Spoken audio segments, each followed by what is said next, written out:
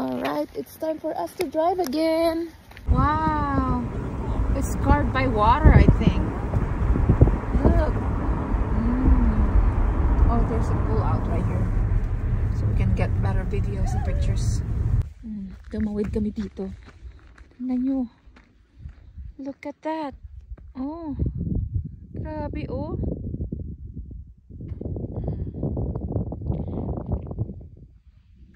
Parang ano, coral reef na dry. You know, sandy na mabato. Wow. Oh, Clark. Thank you. Right there. Yung sasakyan namin. Oh, wow.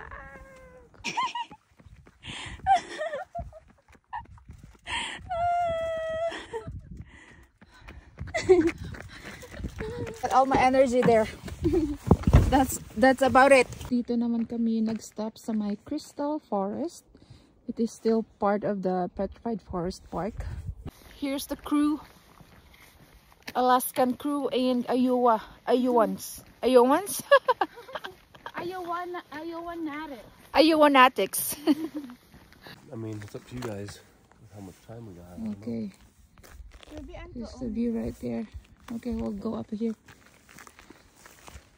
I'm not sure if I want to walk 1 mile. Ang lapad ng lugar na to. Konti lang yung tao. Ayun oh, may tao dun. Ayan. And then doon, may tao din dun oh. Ayan. Grabe. Ang lapad ng lupa dito na walang mga tao. And dun kami nag-park.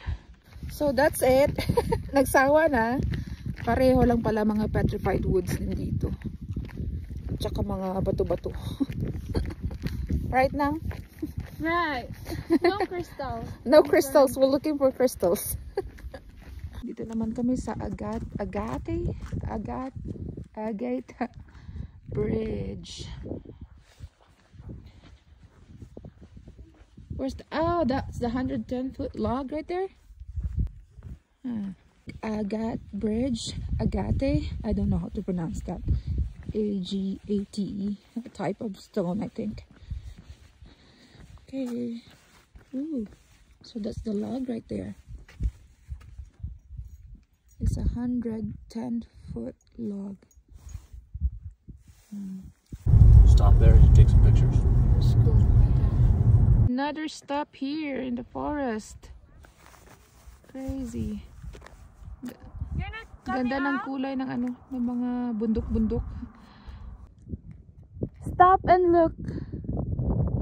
Nice.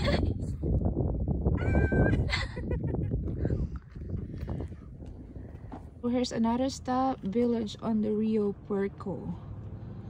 So old Indian house yata ito siya na ruins. Here's one of them. What's the house? So what's that? Yan yung isa sa ruins ng mga bahay. Mga Indians dati. And here's more, nakabaon oh. Yun na lang yata yung natira ng wall nila. Yan na lang yata yung natira sa wall nila. Here's more ruins. You know, how many bedrooms? 1, 2, 3, 4, 5. That's a lot of rooms. Where's the entrance? So, kita yung mga drawing dyan sa bato. Baby. It's called petroglyphs. Ayan yung, ano yan, ibon na kumakain ng ano yan, Baby. tao. A dinosaur. Yan ang drawing nila. And then there's more. Another one there. There's one more on the bottom. Right there. And it's right here on the sign. Ito yung kanina. Ibis. So this one, migration symbol daw ito. Andun yung sa bato, yung drawing. Then there's more drawing on the other side. And these people arrived here in 1300 AD. Kachina. What's the meaning of this place? It's a village. It's a village. You live here. So that's the ruins right there of their village. There's more room on this other side too. It's just like in that Montezuma Castle. Ayan o, nagmamadali na yung asawa ko. Bilisan daw namin. Stretch our legs. It's not our fault. We're short legs. You have to move them twice as fast. Run! Walkathon! Loko-loko talaga itong asawa ko. Tingnan nyo. Kita nyo yung train. The train is coming! Look at that. Ang haba. Oh my goodness. Ang daming dalang trailer. Containers. Oh, I got it! I got it on video. It goes under the road. Under the highway. Cool. Oh.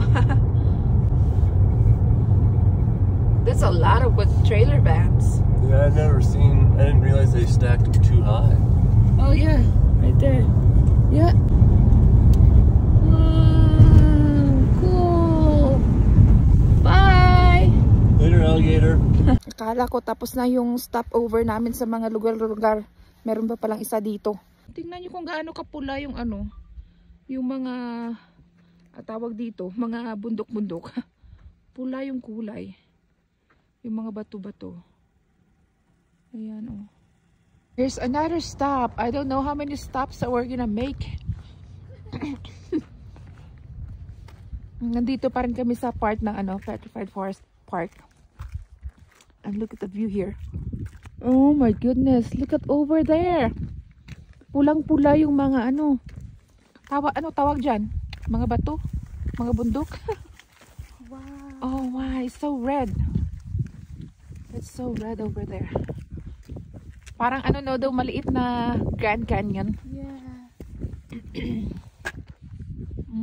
So red. Oh, dyan na yung asawa ko. Nag-picture na. Let's see. It's crazy. I-zoom natin. Pulang-pula. Mag-video ako doon sa taas.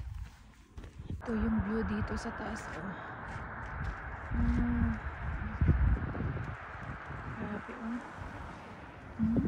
Pulang-pula yung mga rock formation. Hanggang doon. Ganda. Ang lapad.